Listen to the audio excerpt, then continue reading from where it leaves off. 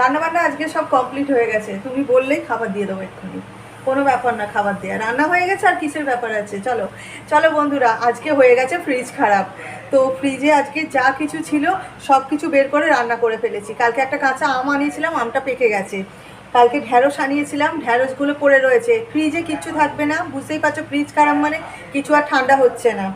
কাঁকরোল আনিয়েছিলাম, সেইটা দিয়েও একটা রেসিপি করে ফেলেছি। এবার শেয়ার করব তোমাদের সাথে আমি আজকে কি কি গুছিয়ে রান্না করেছি। চলো তোমাদের দেখাই। প্রথমেই দেখিয়ে দিই, হাঁড়িতে ভাত করেছি। আজকে বললাম একটা আম ছিল কালকের, আমটা পেকে গেছিলো বলে সেটাকে আজকে মুসুর ডাল করে ফেলেছি, টকের ডাল। আমটা কিন্তু টক। আর করে ফেলেছি কাঁকরোল ছিল, কাঁকরোল দিয়ে আলু দিয়ে কালো জিরে ফোড়ন দিয়ে একটা সবজির তরকারি। এটা হচ্ছে পনির ভর্তা।